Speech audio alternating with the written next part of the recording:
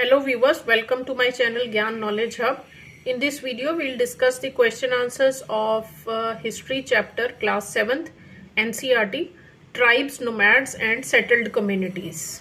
So let us start the video, but before that, if you are new on my channel, you can subscribe it. Okay, let us start, which is the first question. What kinds of exchanges took place between nomadic pastoralists and settled agriculturists? क्या क्या वो exchange करते थे चीज़ें? Pastoralist होते हैं जो जिनके पास शीप और दूसरे कैटल जिन्होंने पाल रखी थी, और सेटल्ड एग्रीकल्चरिस्ट जो एक जगह पे रह के फार्मिंग करते थे। तो दोनों क्या एक्सचेंज करते थे आपस में? The nomadic pastoralist exchanged milk, wool, ghee etcetera with settled agriculturist for grains, cloth, utensils and other products. तो ये आपस में ये चीजें एक्सचेंज कर लेते थे। Clear? Next question, how was the administration of the Ahom state organized? Ahom state की एडमिनिस्ट्रेशन कैसे होती थी? तो मैंने ये आंसर आपके लिए पॉइंट्स में बना दिया है ताकि आपको लर्न करने में इजी रहे। छोटे छोटे पॉइंट्स बना दिए। तो the administration of the Ahom state was organized in the following ways. Number 1, the home state depended on forced labor. These workers were known as packs. The people from heavily populated areas were shifted to less populated areas, and each village had to send a number of packs by rotation. So packs क्या थे? packs थे forced labor, जिनसे जबरदस्ती काम करवाया जाता था। तो हर एक फिक्स टाइम के बाद हर गांव को कुछ स्पेसिफिक नंबर ऑफ पैक्स जो हैं वो भेजने होते थे काम के लिए। So this is the first point. Second point, almost all adult males served in the army during the war. During the rest of the period they were involved in buildings, dams, irrigation system etcetera. So almost जितने भी male members थे वो war में उनको busy रखा जाता था और बाकी टाइम में दूसरे काम करवाए जाते थे। Next point, Ahoms also introduced new methods of rice cultivation. ये आपको समझ में आ ही गया होगा। चावल की खेती के नए नए इन्होंने मेथड्स इंट्रोड्यूस किए। Ahom society was divided into clans called खेल्स.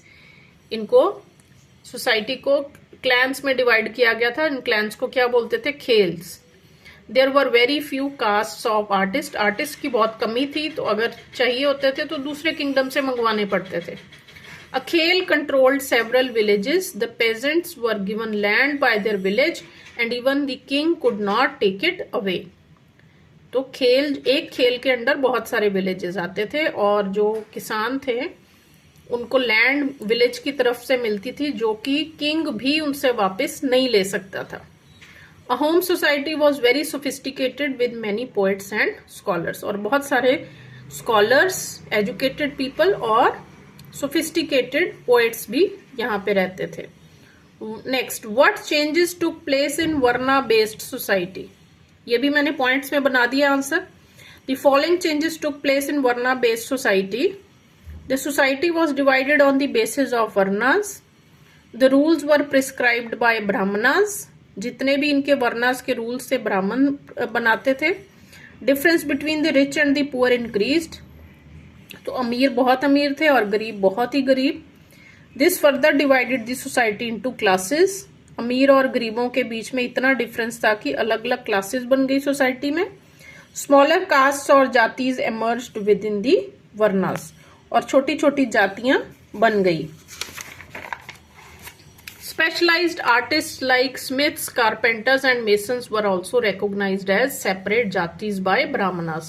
तो इनकी भी अलग अलग जातियां बनाई गई. जो लोहार थे या जो लकड़ी का काम करते थे, जो घर बनाने का काम करते थे, सबकी अपनी अपनी अलग जातियां बना दी गई. किन्होंने बनाई? ब्राह्मण्स ने. Right. Next question, how did the tribal societies change after being organised into a state? The tribal societies changed after being organized into a state in the following ways. Number 1, the society got divided into many unequal social classes. पहला point तो ये है कि society बहुत सारी अलग अलग divisions में डिवाइड हो गई। Brahmanas became very influential as they received land grants from the Gond rajas. तो ब्राह्मण बहुत ही शक्तिशाली हो गए क्योंकि उनको बहुत सारा लैंड ग्रांट मिल जाता था, पैसा मिल जाता था जमीन खरीदने के लिए। The Gond chiefs now wish to be recognised as Rajput. और जो गोंड चीफ्स थे वो चाहते थे कि हमें राजपूत माना जाए। Right, next one, were the Banjaras important for the economy. Banjaras कैसे इकोनॉमी में हेल्प करते थे? Number 1, the Banjaras were the most important trader nomads. Trader nomads का मतलब है जो बिजनेस करते थे, एक जगह से दूसरी जगह पे जाते थे, सामान लेकर आते थे, बेचते थे, और इस तरह से ये सबसे इंपॉर्टेंट ट्रेडर नोमैड्स थे। They transported food grains for the Mughal army. तो ये मुगल आर्मी के लिए जो फूड ग्रेन्स है वो पहुंचाते थे। दूसरा point,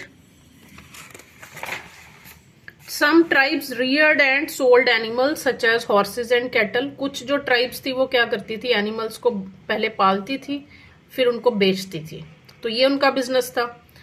some petty peddlers traveled from village to sell ropes, straw, mattings and sacks।